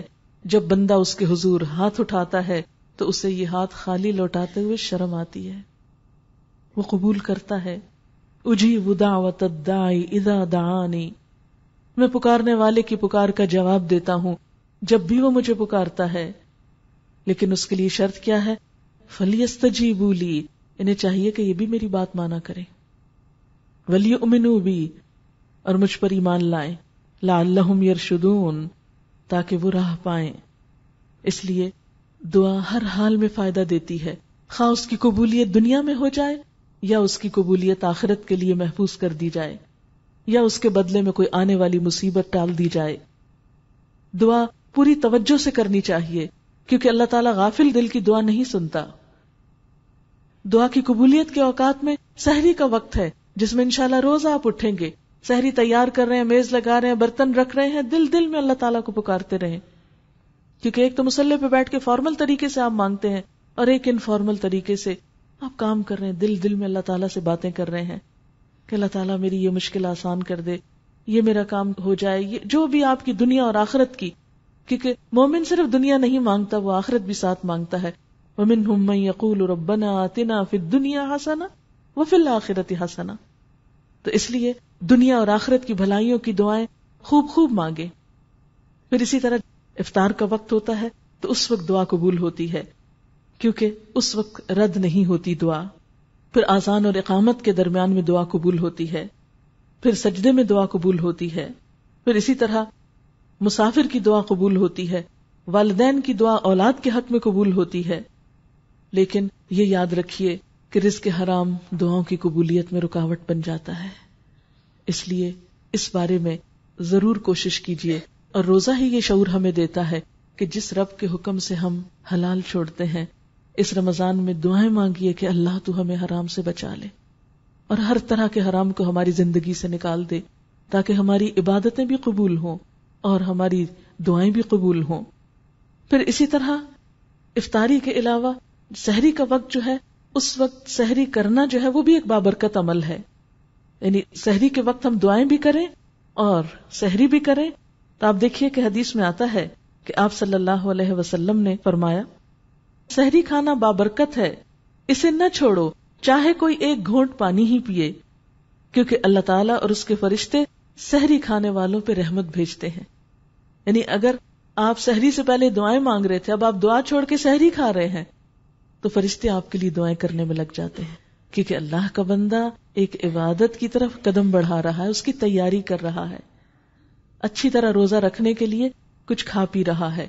آپ صلی اللہ علیہ وسلم نے اسے مبارک ناشتہ کہا. حضرت ارباز بن ساریہ کہتے ہیں کہ ایک دفعہ رمضان میں آپ نے مجھے اپنے ساتھ سحری کھانے کے لیے بلایا. ہم تو عموماً افطار پارٹی کرتے ہیں نا، لیکن آپ نے ان کو سحری کے وقت بلایا اور فرمایا آؤ مبارک ناشتے کی طرف. اور بہترین سحری کھجور کو قرار دیا. آپ نے فرمایا مومن کے لیے بہترین سحری کھجور ہے، کیونکہ اس سے آپ کو ایک انرجی ملتی ہے. تو سنت کے طور پر ایک آدھ کھجور اگر میسر ہو تو ساتھ کھا لیجئے. پھر رمضان میں ایک اور خاص کرنے کا کام جو ہے وہ زکوٰۃ اور صدقہ خیرات ہے، کیونکہ شہر المواسات ہے، ہمدردی اور غمخواری کا مہینہ ہے. اس مہینے میں صرف اپنی ذاتی عبادتوں میں ہی مصروف ہو کر نہ رہ جائیں، ان لوگوں کو بھی یاد رکھیں جن کی عبادتیں اس وقت ہوں گی جب آپ ان کے کھانے کا انتظام کریں گے، جب آپ ان کے ضروریات کا خیال کریں گے. زکوٰۃ کا حکم 82 مرتبہ آیا ہے نماز کے ساتھ. اسلام کا ایک بنیادی فرض ہے، اس لیے صدقہ خیرات دینے سے پہلے سوچئے کیا میں نے زکوٰۃ ادا کر دی ہے، کیونکہ جب تک فریضہ ادا نہیں ہوتا نوافل قبول نہیں ہوتے. کئی نوافل مل کر ایک فرض کے برابر بنتے ہیں. تو سب سے پہلا کام کیا؟ اپنے زکوٰۃ کا حساب کر کے رکھ لیجئے، کیش میں دینا ہے، کسی چیز کی شکل میں دینا ہے، کچھ کرنا ہے، تیاری کر لیجئے تاکہ جب رمضان شروع ہو تو ہر روز کچھ نہ کچھ نکالتے رہیے. بہت سی چیزیں آپ کے گھر میں ایسی ہوں گی جنہیں آپ نے کبھی استعمال نہیں کیا ہوگا، اور دوسری طرف کچھ ایسے لوگ ہوں گے جو ان میں سے ایک ایک چیز کے لیے ترستے ہوں گے. تو اپنے مال میں سے اپنی الماریوں کو کھولیے، اپنے سٹورز کو کھولیے، اپنے مختلف چیزوں کو، اور دیکھیے کہ کون سی ایسی چیزیں ہیں جو آج تک استعمال نہیں کی، سال ہر سال سے رکھی ہوئی ہیں. ان میں سے کچھ نہ کچھ نکال کے ایسے لوگوں کو جو آپ ہی کی طرح کے انسان ہیں لیکن بنیادی ضروریات بھی پوری نہیں کر سکتے، ان کے ساتھ ہمدردی کیجیے. پھر اسی طرح فرائض کے علاوہ عام صدقہ خیرات، کیونکہ آپ صلی اللہ علیہ وسلم نے فرمایا صدقہ کرنے سے مال کم نہیں ہوتا اور پھر دولت میں اضافہ ہوتا ہے. اللہ تعالیٰ فرماتے ہیں وَمَا آتَيْتُم مِّن زَكَاةٍ تُرِيدُونَ وَجْهَ اللَّهِ فَأُولَئِكَ هُمُ الْمُضْعِفُونَ. جو زکوٰۃ تم اللہ کی خوشنودی حاصل کرنے کے لیے دیتے ہو، اس سے دراصل اپنے مال میں اضافہ کرتے ہو. جو بھی انسان مال خرچ کرتا ہے اللہ تعالیٰ اس کے پیچھے اور لے آتا ہے، کیونکہ جو آپ کی قسمت اور حصے کا ہے وہ تو آئے گا. دینے سے آپ کا اجر و ثواب بڑھے گا لیکن کم نہ ہوگا. اور اس کے برعکس جو لوگ زکوٰۃ ادا نہ کریں ان کے لیے سخت وعید بھی ہے. فرمایا وَالَّذِينَ يَكْنِزُونَ الذَّهَبَ وَالْفِضَّةَ وَلَا يُنْفِقُونَهَا فِي سَبِيلِ اللَّهِ فَبَشِّرْهُم بِعَذَابٍ أَلِيمٍ. جو لوگ سونا اور چاندی جمع کرتے ہیں اور اسے اللہ کے راستے میں خرچ نہیں کرتے، ان کو دردناک عذاب کی خوشخبری سنا دو. ایک دن آئے گا کہ اسی سونے چاندی پر جہنم کی آگ دہکائی جائے گی، پھر اسی سے ان لوگوں کی پیشانیوں، پہلوں اور پیٹھوں کو داغا جائے گا اور کہا جائے گا یہ ہے وہ خزانہ جو تم نے اپنے لیے جمع کیا، لو اب اپنی سمیٹی ہوئی دولت کا مزہ چکھو. ایک اور جگہ پر فرمایا وَلَا يَحْسَبَنَّ الَّذِينَ يَبْخَلُونَ بِمَا آتَاهُمُ اللَّهُ مِنْ فَضْلِهِ هُوَ خَيْرٌ لَهُمْ بَلْ هُوَ شَرٌّ لَهُمْ سَيُطَوَّقُونَ مَا بَخِلُوا بِهِ يَوْمَ الْقِيَامَةِ. جن لوگوں کو اللہ تعالیٰ اپنے فضل سے مال و دولت دیتا ہے پھر وہ بخل سے کام لیتے ہیں، وہ اس خیال میں نہ رہیں کہ یہ بخل ان کے حق میں بہتر ہے، بلکہ یہ ان کے لیے بہت برا ہے. اس بخل سے جو کچھ وہ جمع کر رہے ہیں اسے قیامت کے دن توق بنا کر ان کے گلے میں ڈال دیا جائے گا. ایک حدیث میں آتا ہے جس کو اللہ نے مال دیا اور اس نے اس کی زکوٰۃ ادا نہ کی تو قیامت کے دن اس کا مال گنجے سانپ کی شکل بن کر جس کی آنکھوں پہ 2 نقطے ہوں گے اس کے گلے کا توق بن جائے گا. اس کی دونوں باچھیں پکڑ کر کہے گا انا مالوکا انا کنزوکا، میں تیرا مال ہوں، میں تیرا خزانہ ہوں. پھر آپ نے یہی آیت تلاوت فرمائی. پھر اسی طرح رمضان کا آخری عشرہ بھی نیکیوں کے لحاظ سے بہت اہم ہے. آئیے یہ دیکھتے ہیں کہ اس عشرے میں ہم زیادہ سے زیادہ نیکیاں کس طرح سمیٹ سکتے ہیں. آخری عشرے کے کام. حضرت عائشہ رضی اللہ تعالی عنہا نبی صلی اللہ علیہ وسلم کے آخری عشرے کا معمول بتاتے ہوئے فرماتی ہیں جب رمضان کا آخری عشرہ شروع ہوتا تو آپ رات کا بیشتر حصہ جاگ کر گزارتے تھے. اب کیا ہے، نیند کم کر دیتے تھے اور اپنے گھر والوں کو بھی بیدار کرتے، یعنی صرف خود نہیں اوروں کو بھی ساتھ ملاتے اور عبادت میں خوب کمر کس لیتے اور خوب محنت کرتے. جد و شد المئزر، یعنی کمر کس لیتے، یعنی اپنے آپ کو بالکل فٹ کر لیتے کہ اب عبادت کرنا. اور اس کے لیے انسان کو ذہنی طور پر بھی تیار ہونے کی ضرورت ہوتی ہے کہ پہلے سے ہی پروگرام کچھ طے کرے. بہت سے کام جو آپ آخری عشرے میں جا کے بازاروں کو کرتے ہیں وہ پہلے سے ہی کر لیں تاکہ آخری عشرہ کہیں اور نہیں. کسی کی افطار کرنا کرانا تو وہ بھی ابھی کر لیں، اس وقت میں ایسے شغل نہیں، یعنی وہ آخری عشرہ اور زیادہ عبادت کے لیے خالص کرنا ہے. ایک اور روایت میں آتا ہے کان رسول اللہ صلی اللہ علیہ وسلم یجتہد فی العشر الاواخر ما لا یجتہد فی غیرہ، کہ آپ صلی اللہ علیہ وسلم آخری عشرے میں جتنی محنت کرتے تھے دوسرے دنوں میں اتنی محنت نہیں کرتے تھے. آخری عشرے کی ایک اور عبادت اعتکاف ہے.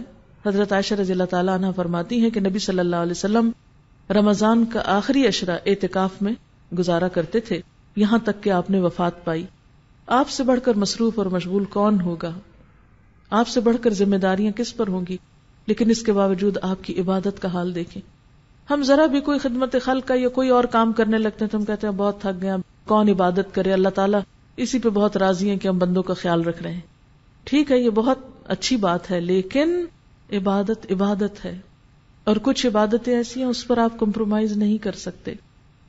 تو آپ صلی اللہ علیہ وسلم آخری عشرہ ہر سال اعتکاف کرتے تھے. اب آپ میں سے عورتوں کے لیے یہ کام واقعی مشکل ہے, میں نہیں کہتی کہ آپ کریں, لیکن جس کے پاس موقع ہو یا جس کے لیے آسانی ہو, جس کے اوپر ایسی ذمہ داریاں نہ ہو چھوٹے بچوں کی یا کسی بیمار کی یا گھر میں کسی بزرگ کی یا کسی اور اسی طرح کی مثلا تعلیم دینے کی, اس صورت میں جس کے لیے موقع ہو وہ اعتکاف کرے. بخاری کی روایت میں آتا ہے کہ آپ اتنی پابندی سے اعتکاف فرماتے تھے کہ ایک مرتبہ آپ اعتکاف نہ بیٹھ سکے تو آپ نے شوال کے آخری 10 دن اعتکاف فرمایا. اور اعتکاف کرنے کے لیے کیا طریقہ ہے کہ اس میں انسان روزہ بھی رکھے. تو جو لوگ روزہ نہ رکھے پھر وہ خالی اعتکاف نہیں کرتے ہوتے, یعنی مسنون اعتکاف میں روزہ بھی لازم ہے. اور اسی طرح یہ ہے کہ اس میں دنیا کے کام نہیں آپ کر سکتے کہ آپ کسی جنازے میں شریک ہونے کو جا رہے ہیں یا آپ بازار جا رہے ہیں یا آپ اور ذمہ داریاں جو دنیا کی ہیں انہیں نبھا رہے ہیں. اس میں اعتکاف کی روح یہ ہے کہ تبتل الیہ تبتیلا, ہر چیز سے کٹ کر اللہ کی طرف راغب ہو جائے. پھر آخری عشرے میں لیلۃ القدر کی تلاش ہے. نبی صلی اللہ علیہ وسلم نے فرمایا یہ جو مہینہ تم پر آیا ہے اس میں ایک رات ایسی ہے جو 1000 مہینوں سے بہتر ہے. جو شخص اس سے محروم رہا وہ ہر بھلائی سے محروم رہا. نیز فرمایا لیلۃ القدر کی سعادت سے صرف بد نصیب ہی محروم کیا جاتا ہے. تو ظاہر بد نصیب ہے وہ جو اس کی طاق راتوں کو نہیں جاگے گا یا اس کو تلاش نہیں کرے گا. آپ نے فرمایا من قام لیلۃ القدر ایمانا واحتسابا غفر له ما تقدم من ذنبه, جس نے شب قدر میں ایمان اور احتساب کے ساتھ یعنی ثواب کی نیت سے قیام کیا اس کے پچھلے سارے گناہ معاف کر دیے جائیں گے. اس رات کی خاص دعا بھی سکھائی گئی ہے. حضرت عائشہ فرماتی ہیں کہ میں نے نبی صلی اللہ علیہ وسلم سے پوچھا اگر مجھے معلوم ہو جائے کہ یہ لیلۃ القدر ہے تو میں کیا پڑھوں؟ آپ نے فرمایا یہ دعا پڑھو اللہم انک عفو تحب العفو فاعف عنی. اے اللہ تو بہت معاف کرنے والا ہے, معاف کرنا تجھے پسند ہے, پس تو مجھے معاف کر دے. رمضان کا روزہ ایک طرح کی اجتماعی عبادت بھی ہوتی ہے, ایک اتحاد کی فضا بھی پیدا ہوتی ہے اس مہینے میں. ساری مسلمان سوسائٹی جو ہے یا ساری اسلامک سوسائٹی جو ہے, مسلمان معاشرہ اکٹھے ہو کر پوری دنیا میں روزے رکھ رہے ہوتے ہیں تو وہ سب کے ساتھ ایک ہم آہنگی ہو جاتی ہے. اور ویسے بھی انسان جب خود بھوک سے ہوتا ہے روزے کی حالت میں تو دوسروں کی بھوک پیاس بھی اور دوسروں کی تکلیف بھی ضرور محسوس ہونے لگتی ہے. اس طرح روزہ نفس کا تزکیہ بھی کرتا ہے اور دوسری طرف انسانوں کی ضروریات کا احساس بھی دلاتا ہے. اور جس انسان کو دوسرے کی ضروریات کا احساس ہو گیا یقیناً اس کے دوسرے انسانوں کے ساتھ تعلقات بھی عمدہ ہو جائیں گے.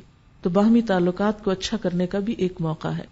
اور دوسرے انسانوں میں سب سے نمبر 1 اپنے رشتہ دار آتے ہیں, کیونکہ آپ میں سے بہت سے لوگ ایسے ہیں جنہیں اللہ نے کچھ دے رکھا ہوگا لیکن ان کے اپنے ہی سگے بہن بھائی پائی پائی کو ترس رہے ہوں گے. ایسے لوگوں کو خاص طور پر اس مہینے میں یاد کیجئے, کیونکہ رشتہ داریوں میں جب مالی لحاظ سے بہت فرق ہو جاتا ہے تو بعض اوقات تعلقات بالکل ختم ہو کر رہ جاتے ہیں, کیونکہ ترسنے والوں کا ترسنا ہم سمجھ نہیں سکتے. روزہ جب اس میں بھوک کاٹتے ہیں تو ہمارے دل میں ایک احساس پیدا ہوتا ہے کہ جن لوگوں کے پاس وقت پر بھی کھانے کو نہیں ان کا کیا حال ہوگا.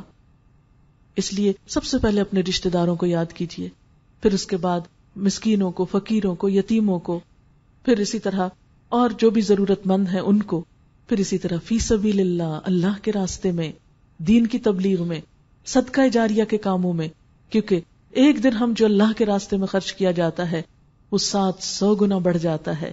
کیونکہ دین کی تعلیم جب عام ہوتی ہے, لوگوں میں خیر پھیلتی ہے تو بہت سے لوگ نیکی میں شریک ہو جاتے ہیں, بہت سے لوگ اپنے رشتہ داروں کا خیال رکھنے لگتے ہیں, معاشرے میں ایک عام خیر پھیلتی ہے.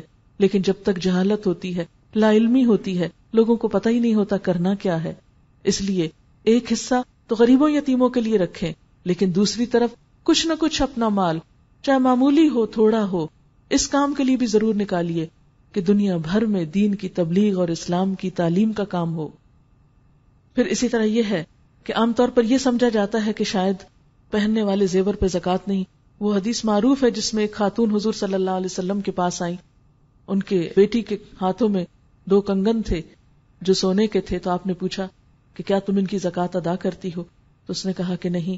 تو آپ نے فرمایا کیا تم پسند کرو گی کہ تمہاری بیٹی کے ہاتھ میں قیامت کے دن آنکھ کے کنگن ہو؟ اس پر اس نے وہ اتارے اور کہا یہ اللہ اور اس کے رسول کے لیے جس کام میں چاہیں لگا دیں. پھر اور کرنے کا کام کیا ہے کہ آخری عشرے کا اہتمام. آخری عشرہ آپ صلی اللہ علیہ وسلم کا طریقہ کیا ہوتا تھا کہ جب آخری عشرہ آ جاتا تھا تو آپ راتوں کو خود بھی اٹھتے تھے اور اپنے گھر والوں کو بھی اٹھاتے تھے. اور آپ رمضان کی آخری راتوں میں بہت زیادہ سخاوت کرنے والے ہوتے تھے. یعنی رمضان میں ویسے بھی آپ سخاوت کرتے تھے، لیکن آخری راتوں میں خاص طور پر جب آپ جبریل علیہ السلام سے ملاقات کرتے تھے. حدیث میں آتا ہے کہ آپ تیز ہوا سے بڑھ کر سخی ہو جاتے تھے جب آپ جبریل سے ملاقات کرتے تھے. تو اس حدیث کو پڑھ کے میں سوچ رہی تھی کہ اچھے لوگوں کی ملاقات سے واقعی انسان کے اندر اتنا نیکی کا شوق آتا ہے کہ وہ عام نیکی کے کاموں کی نسبت یا عام رفتار کی نسبت کئی گنا زیادہ بڑھ جاتا ہے اپنی نیکی میں. تو اگر اللہ کے رسول صلی اللہ علیہ وسلم جبریل سے ملاقات کے بعد نیکی کے کاموں میں، خیر اور بھلائی کے کاموں میں تیز ہوا سے زیادہ تیز ہو جاتے تھے، تو کیا یہ اصول ہمارے لیے نہیں کہ ہم نیکی کی مجلسوں میں حاضر ہوں، خیر اور بھلائی کے کاموں میں حاضر ہوں، اور پھر یہاں سے ہمارے کاموں کی رفتار یعنی نیک کاموں کی رفتار کئی گنا زیادہ تیز ہو جائے، بنسبت اس کے کہ ہم ایک بے روح قسم کا رمضان گزارے کہ ہاں مہینہ آ گیا ہے، بس ٹھیک ہے روزہ رکھنا ہے، روزہ رکھ لیں اور دن بھر ہم بیٹھے رہیں، کبھی ٹیلی ویژن دیکھیں، مختلف چینل بدلتے رہیں، اور پھر روزہ رکھ کر بھی بے حیائی کے کاموں سے باز نہ آئیں. تو پھر اس سے آپ اندازہ کریں کہ ہمارا رمضان کس قسم کا رمضان ہو سکتا ہے. آخری راتوں میں لیلۃ القدر کی تلاش. پھر اس کے علاوہ ذکر، چلتے پھرتے اٹھتے بیٹھتے، کیونکہ آپ صلی اللہ علیہ وسلم نے فرمایا سب سے زیادہ اجر و ثواب والا روزہ اس کا ہے جس کے روزے میں ذکر الہی زیادہ ہے. اس لیے تسبیحات وغیرہ پڑھتے رہنا، چلتے پھرتے کام کاج کرتے. پھر اسی طرح حقوق العباد میں سے جہاں ہمدردی اور غمخواری کرنا ہے، وہاں خاص طور پر آپ صلی اللہ علیہ وسلم نے افطار کرانے کا حکم دیا ہے، اور اتنا ثواب بتایا ہے کہ جو کسی کا روزہ افطار کرائے گا اس کو اتنا اجر ملے گا جتنا روزے دار کو اجر ملے گا. یعنی روزہ رکھنے والے نے جتنا اجر کمایا، مثلا اگر آپ 100 لوگوں کا روزہ افطار کراتے ہیں تو آپ کو 100 روزوں کا ثواب مل گیا. جب ہم پڑھتے ہیں نا کہ رمضان میں ایک رات ایسی ہے جو 1000 مہینوں سے بہتر ہے، تو کبھی انسان سوچتا ہے کہ ایک تھوڑے وقت میں 1000 مہینوں جتنی نیکی کیسے کر سکتا ہے انسان. 1000 مہینے تو جیسے 83 ایئرز اور کچھ مہینے بنتے ہیں، اتنی تو ہماری عمر بھی نہیں ہوتی. لیکن اس مہینے میں اللہ تعالیٰ ایسے ایسے موقع فراہم کرتا ہے کہ یعنی ایک روزہ نہیں ہوتا ہمارا، یعنی روزہ بھی صرف ایک روزہ نہیں ہوتا. جب ہم افطار کراتے ہیں تو کئی روزوں کا اجر پا لیتے ہیں. اسی طرح جب ایک رات وہ جاگتے اور عبادت کرتے ہیں تو 1000 مہینوں کا اجر و ثواب پا لیتے ہیں. اس لیے خاص طور پر اس مہینے میں دوسروں کے ساتھ ہمدردی، غمخواری، اور خصوصی طور پر صرف ہمدردی اور غمخواری میں مال دینا یا کوئی اچھی بات کرنا ہی نہیں، بلکہ اپنی اذیتوں سے دوسروں کو محفوظ رکھنا بھی ضروری ہے. کیونکہ حضرت جابر سے روایت ہے کہ نبی صلی اللہ علیہ وسلم نے فرمایا جب تو روزہ رکھے تو تیری آنکھ اور تیرے کان کا بھی روزہ ہونا چاہیے، اور زبان پر بھی کنٹرول ہونا چاہیے، جھوٹ اور حرام چیزوں سے بھی بچنا چاہیے، پڑوسی کو تکلیف نہیں دینی چاہیے، اور تجھ پر وقار اور اطمینان ہو، اور اپنے روزے کے دنوں کو دوسرے دنوں کے برابر نہ کرو. یعنی روزے اس طرح نہ گزرے کہ جیسے عام دنوں میں ہم رہتے ہیں، بلکہ روزے کا دن اور عام دنوں میں فرق ہونا چاہیے. آپ صلی اللہ علیہ وسلم نے فرمایا روزہ ڈھال ہے، فَإِذَا كَانَ يَوْمُ صَوْمِ أَحَدِكُمْ فَلَا يَرْفُثْ يَوْمَئِذٍ وَلَا يَسْخَبْ فَإِنْ صَابَّهُ أَحَدٌ أَوْ قَاتَلَ أَحَدٌ فَلْيَقُلْ إِنِّي امْرُؤٌ صَائِمٌ. روزہ ڈھال ہے، جب کسی کا روزہ ہو تو اسے چاہیے کہ نہ تو گالی گلوچ کرے نہ بےہودہ کلام کرے. اگر کوئی اس سے لڑائی کرے تو کہہ دے کہ میں روزے سے ہوں، اور لڑنا چھوڑ دے. عموماً ایسا ہوتا ہے نا جب ہم بھوکے ہوتے ہیں تو پھر لڑنے کو بھی دل چاہتا ہے، چھوٹی چھوٹی باتوں پہ ہم اریٹیٹ ہونے لگتے ہیں. بچے نے کچھ کہہ دیا اس کو پٹک کے جواب دیا، کسی اور نے کچھ کہہ دیا اس کو ڈانٹ دیا. تو وہ جو ایک بھوک کی اریٹیشن ہوتی ہے، اس میں بہت احتمال ہوتا ہے اس بات کا کہ ہم روزہ رکھ کر پھر اپنی زبان کی حفاظت نہ کریں. اس لیے ہم دیکھتے ہیں کہ آپ صلی اللہ علیہ وسلم نے فرمایا لیس الصیام عن الطعام والشرب انما الصیام من اللغو والرفث. روزہ صرف کھانے پینے کو ترک کرنے کا ہی نام نہیں بلکہ لغو، بےہودہ اور بے حیائی کی بات کرنے سے بھی رکنے کا نام ہے. آپ صلی اللہ علیہ وسلم نے یہ بھی فرمایا من لم یدع قول الزور والعمل به فلیس للہ حاجۃ ان یدع طعامہ وشرابہ. جس نے روزہ رکھ کر بھی جھوٹ بولنا اور جھوٹ پہ عمل کرنا نہ چھوڑا تو اللہ کو اس بات کی کوئی ضرورت نہیں کہ کوئی شخص بھوکا پیاسا رہے. ایک اور جگہ پر فرمایا کم من صائم لیس لہ من صیامہ الا الظمأ وکم من قائم لیس لہ من قیامہ الا السحر. کتنے ہی روزہ دار ایسے ہیں جنہیں اپنے روزوں سے سوائے بھوک پیاس کے کچھ نہیں ملتا، اور کتنے ہی راتوں کو قیام کرنے والے ایسے ہیں جنہیں اپنے راتوں کے قیام سے سوائے رت جگہ کے کچھ ہاتھ نہیں آتا. تو اللہ نہ کرے کہ ہمارا رمضان ایسا ہو کہ صرف بھوک کاٹی ہو اور صرف رات کو قیام کر کے ہم آ جائیں اور حاصل کچھ بھی نہ ہو. نہیں، ہمیں شعوری کوشش کرنی ہے اور اس کے لیے ذہنی اور عملی طور پر تیاری کرنی ہے. یہ رمضان اللہ کرے کہ ایسا آئے ہمارے دل بدل جائیں، ہمارا عمل بدل جائے اور امت مسلمہ کا حال بدل جائے. اس کے لیے جب تک کوشش نہیں کریں گے کچھ ہو نہیں سکتا، کیونکہ اللہ تعالیٰ کا ایک اصول ہے، اور وہ کیا کہ ان اللہ لا یغیر ما بقوم حتی یغیروا ما بانفسہم. اللہ کسی قوم کا حال نہیں بدلتا جب تک کہ وہ قوم اپنا حال نہ بدلے. جب تک ہم اپنا حال نہیں بدلیں گے، جب تک ہم کوشش نہیں کریں گے، جب تک ہم محنت نہیں کریں گے، جب تک ہم بھاگ دوڑ نہیں کریں گے تو خود بخود تو کوئی نیکی نہیں ہو جایا کرتی. اس لیے جو مہینہ آ رہا ہے اس کے لیے ہمیں اپنی جان بھی لگانی ہے، اپنا مال بھی لگانا ہے، اپنا وقت بھی لگانا ہے، محنت کرنی ہے. لیکن یاد رکھیے ان سب چیزوں کے لیے قرآن کا سیکھنا فیول کا کام دیتا ہے.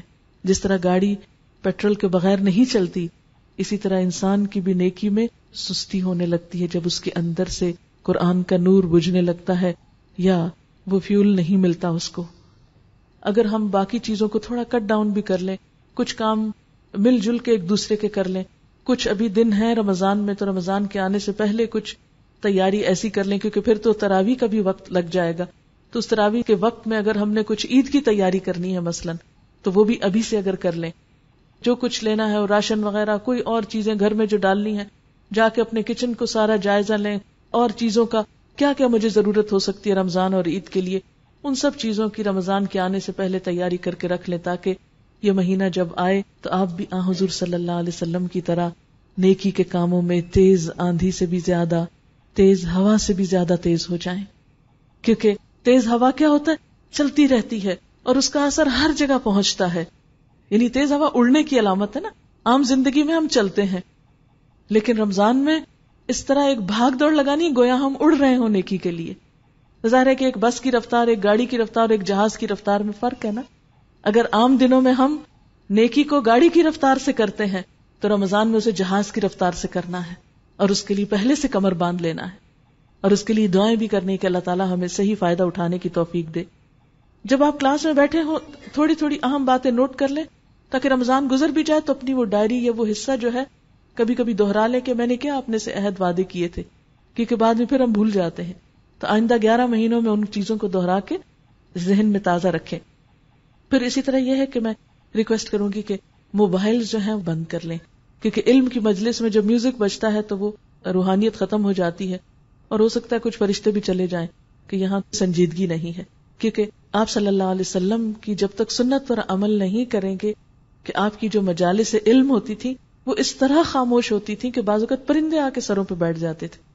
اسی لیے ہم دیکھتے ہیں کہ صحابہ کرام نے قرآن پاک کا جو اثر لیا وہ آج ہم میں نہیں، کیونکہ ہم میں سیکھنے کے لیے وہ سنجیدگی ہی نہیں. پھر اسی طرح یہ ہے کہ رمضان مبارک کے نام سے کیسٹ موجود ہے جس میں ساری باتوں کی یاد دہانی کرائی گئی ہے.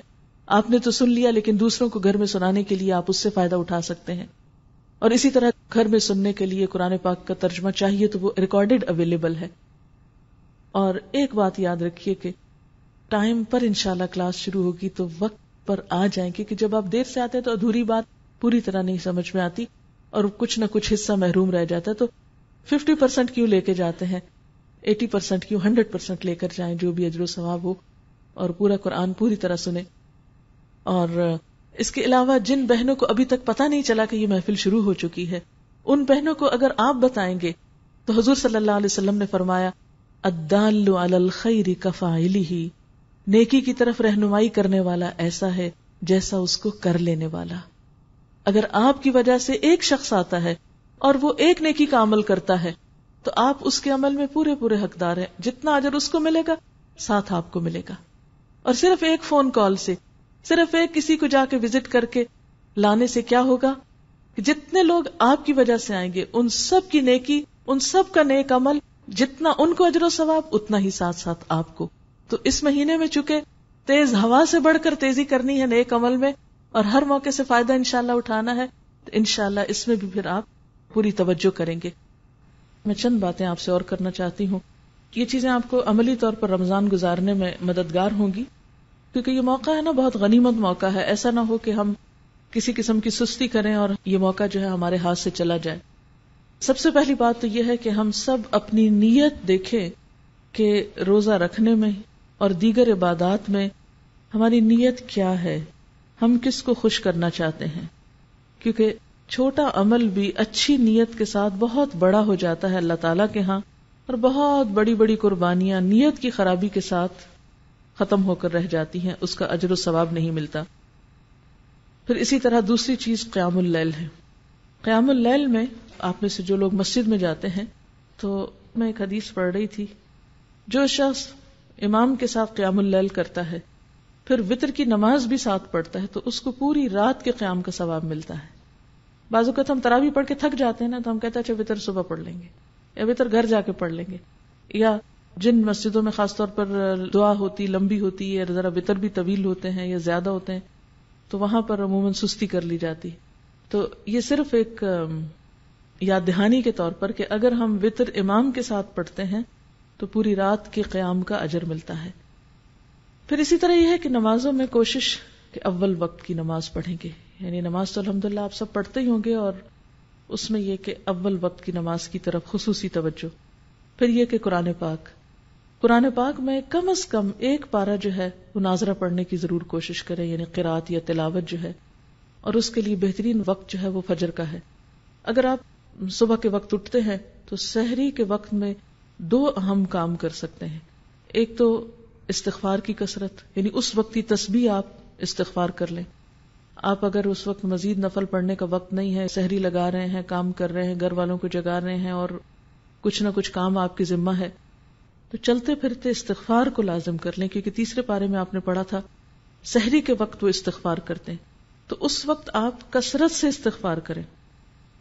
دوسری بات، وہ جو سورۃ آل عمران کا آخری رکوع حضور صلی اللہ علیہ وسلم سویرے اٹھ کے وضو سے پہلے پڑھتے تھے، کوشش کریں کہ اسی طرح پڑھ سکے. اگر زبانی یاد کر لیں تو بہت اچھا ہے، اگر نہیں بھی تو کہیں پر لکھ کر لگا دیں اور اس کو پڑھیں، کیونکہ یہ سنت پر عمل ہو جائے گا. اب ہوتا کیا کہ عام طور پر خواتین کیا کرتی ہیں، آپ نے سحری کی، مرد حضرات تو چلے گئے مسجد، آپ پیچھے سے کچن صاف کرنا شروع کر دیتے ہیں. کچن ہو جائے گا صاف، ہٹ جائیے وہاں سے، آئیے مسواک بہت اچھی طرح کیجیے اور اچھی طرح وضو کیجیے اور طویل فجر کی نماز پڑھیے. کیونکہ نبی صلی اللہ علیہ وسلم فجر کی نماز ساری نمازوں میں لمبی پڑھتے تھے. افسوس یہ کہ ہمیں قرآن کا اتنا حصہ یاد نہیں، لیکن جو بھی لمبی صورت یاد ہے اس کو اس میں پڑھنے کی کوشش کریں. دوسری چیز جو اس سے پہلے کرنے کی ہے وہ تلاوت قرآن ہے. ان قرآن الفجر کان مشہودا، اس کو مس نہ ہونے دیں. جتنی توفیق ہے، جو لوگ زیادہ تیز پڑھ سکتے ہیں وہ کم از کم پارہ پڑھ سکتے ہیں، زیادہ بھی پڑھ سکتے ہیں. تو سورج نکلنے سے پہلے تک آپ کیا کریں، فجر کی نماز اور تلاوت میں وہ وقت گزاریں، وہ بہت عبادت کا بہترین وقت ہے. پھر اس سے پہلے کہ سورج طلوع ہو آپ کیا کریں، صبح شام کی دعائیں جو ہیں مسنون اذکار وہ کر لیں. صبح شام کے مسنون اذکار یعنی وہ دعائیں جو نبی صلی اللہ علیہ وسلم صبح شام پڑھا کرتے تھے، آپ مسنون دعاؤں کی کسی بھی کتاب سے لے سکتے ہیں. اس سلسلے میں ایک کتاب وَإِيَّاكَ نَسْتَعِينُ کے نام سے الہدا سے شائع کی گئی ہے. اس میں ان دعاؤں کی سند، فضیلت، پڑھنے کا طریقہ اور اردو اور انگریزی ترجمہ بھی موجود ہے. تو اگر زبانی نہیں آ تو آپ دیکھ کر پڑھ لیں.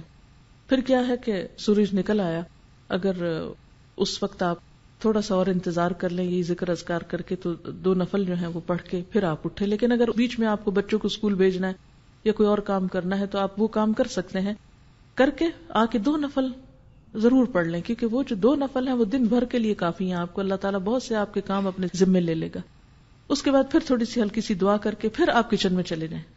اب آپ دیکھیں گے اب آپ جو کچن میں جائیں گے برکت بھی ہوگی، راحت ہوگی، دل کی عجیب خوشی ہوگی.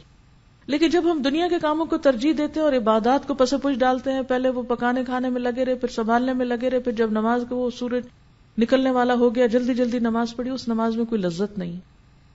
پھر اتنے میں بچے جاگ گئے، کوئی اور کام ہو گیا، پھر ان میں لگ گئے، پھر قرآن پڑھنا رہ گیا. کیونکہ مجھے معلوم ہے کہ اس وقت اپنے آپ کو کاموں میں سے، کیونکہ انسان کہتا ہے یہ تھوڑا سا جلدی سے سمیٹ لوں بس پھر میں فارغ ادھر سے ہو جائیں گے، چھوڑیے اس کو، پہلے ادھر سے فارغ ہوئیے. پھر اس کے بعد آپ اپنا آرام سے جو بھی کچن وچن سنبھالنا ہے جو کرنا ہے، پھر اس کے بعد آپ یہاں آنے کی تیاری کر سکتے ہیں. اور اگر آپ کے پاس کچھ اور وقت بیچ میں ہے، ہر ایک کی چونکہ مصروفیات فرق ہیں، اس لیے میں تھوڑا سا یہ ٹپس دے رہی ہوں آپ کو.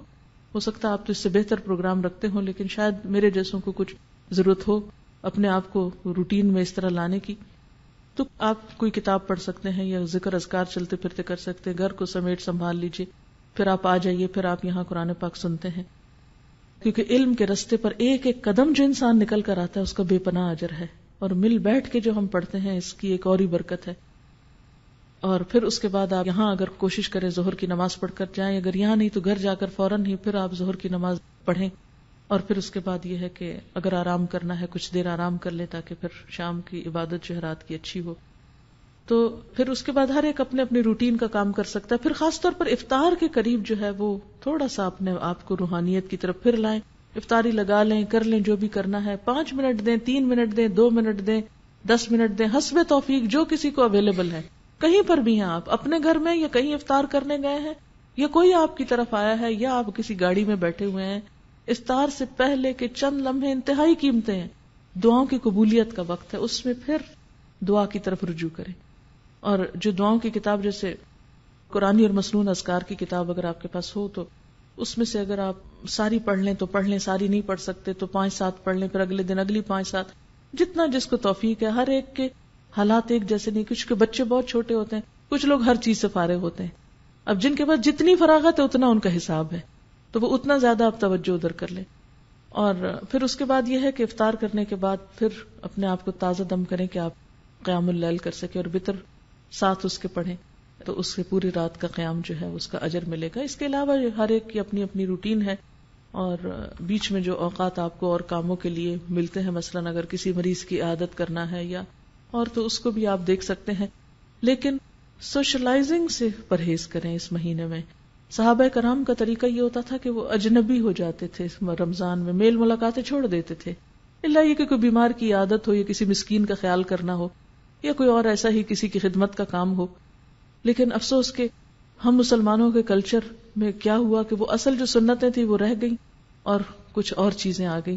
یوں لگتا ہے کہ جیسے یہ میل ملاقات کا مہینہ ہے یا افطاریوں پہ جا رہے ہیں یا بلا رہے ہیں یا رات بھر جاگ رہے ہیں، گپ شپ ہو رہی ہے، ایک رونق میلہ ہے. تو ان چیزوں کو کٹ ڈاؤن کر کے اپنے ایمان کی تجدید، اپنی عبادت میں روٹین میں لانے کی اللہ تعالیٰ نے یہ ایک ٹریننگ کا مہینہ دیا ہے جس میں ہم زیادہ سے زیادہ اللہ تعالیٰ کی طرف رجوع کر سکتے ہیں. یہی کام آپ شوال میں کریں، کسی اور مہینے میں کریں، وہ اجر و ثواب اور برکت نہیں پائیں گے جو اس مہینے میں ہوگی. کہ اس میں اول عشرہ جو ہے رحمت کا عشرہ ہے، پھر بخشش کا عشرہ ہے. تو ان چیزوں سے آپ نے خوب فائدہ اٹھانا ہے. اسی طرح رمضان میں ذاتی عبادات پر توجہ دینے کے علاوہ حقوق العباد کی ادائیگی کا خیال رکھنا بھی ضروری ہے، کیونکہ رسول اللہ صلی اللہ علیہ وسلم نے اس مہینے کو شہر المواسات کہا ہے کہ یہ ایک دوسرے سے غمخواری کرنے کا مہینہ ہے. گویا رمضان مبارک حقوق العباد کی طرف توجہ دینے کا مہینہ بھی ہے. رمضان کا روزہ ایک اجتماعی عبادت ہے جو مسلمانوں میں باہم اتحاد کی فضا پیدا کرتا ہے. روزے کی وجہ سے جب بندہ خود بھوک محسوس کرتا ہے تو دوسروں کی بھوک اس کو زیادہ بہتر طور پر محسوس ہو سکتی ہے.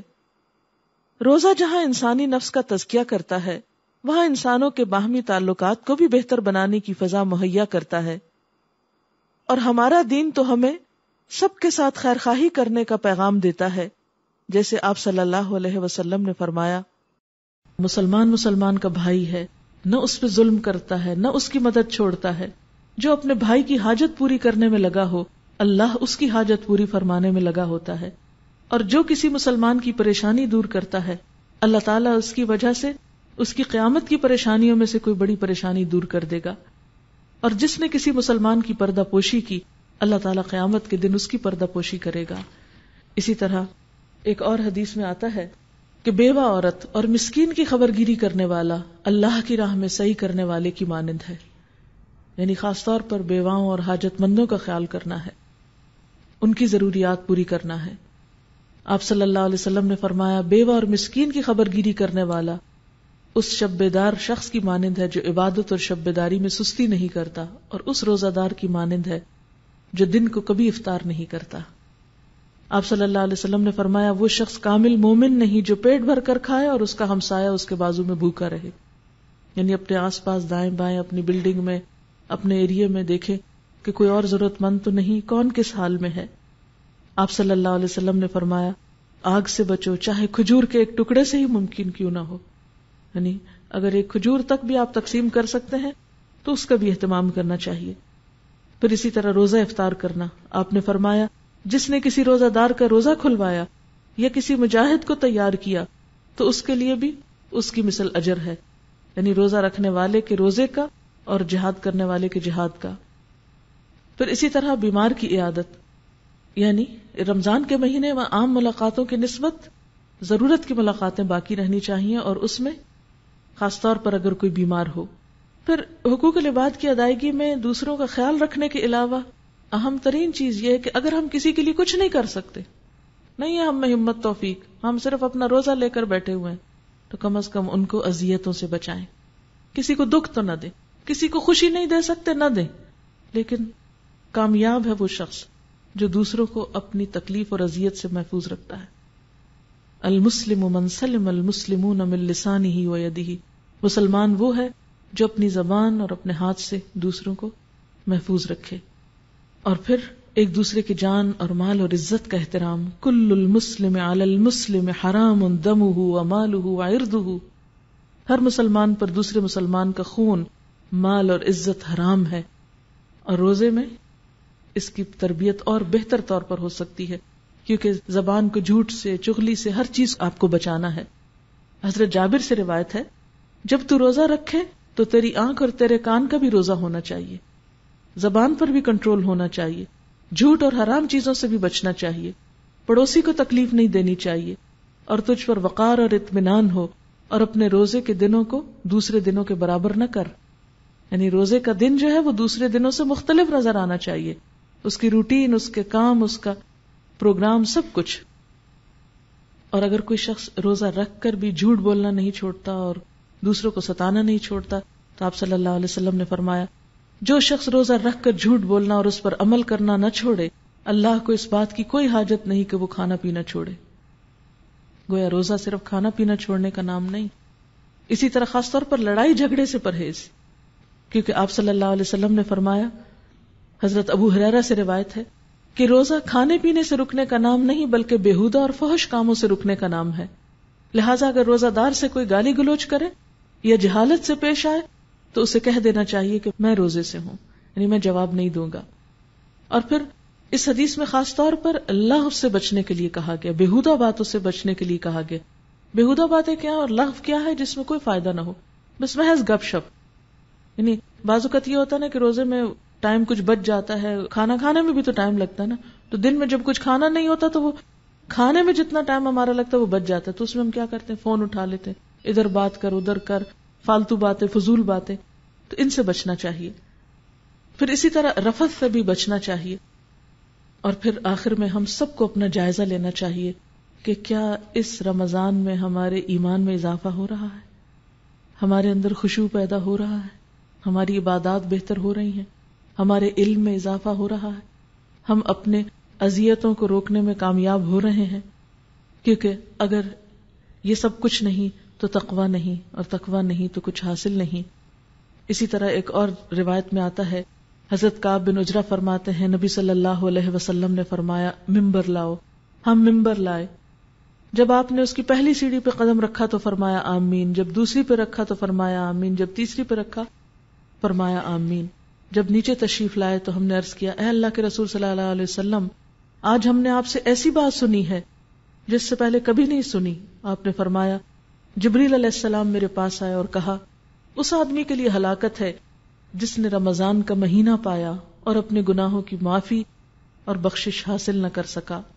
اس کے جواب میں آپ نے آمین کہی. آپ خود سوچئے کہ اگر دعا مانگنے والے جبریل علیہ السلام ہوں اور اس پر آمین آپ صلی اللہ علیہ وسلم نے کہی ہو تو پھر اس کی قبولیت کیوں نہ ہوگی.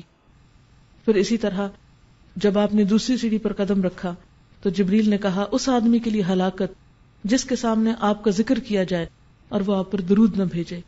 اس پر آپ نے جواب میں آمین کہا. تیسری سیڑھی پر جبریل علیہ السلام نے کہا اس آدمی کے لیے ہلاکت جس نے اپنے ماں باپ دونوں یا ان میں سے کسی ایک کو بڑھاپے کی حالت میں پایا اور ان کی خدمت کر کے جنت حاصل نہ کی.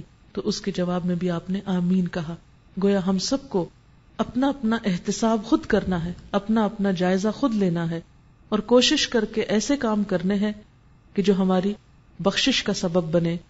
تو اللہ تعالیٰ سے دعا ہے کہ وہ اس رمضان کو ہمارے لیے پچھلے تمام رمضانوں سے بہترین کر دے اور ہمیں اپنا قرب نصیب کرے. وآخر دعوانا ان الحمد للہ رب العالمین. مختصر سی دعا کر لیتے ہیں. سبحان اللہ والحمد للہ ولا الہ الا اللہ واللہ اکبر ولا حول ولا قوة الا باللہ العلی العظیم.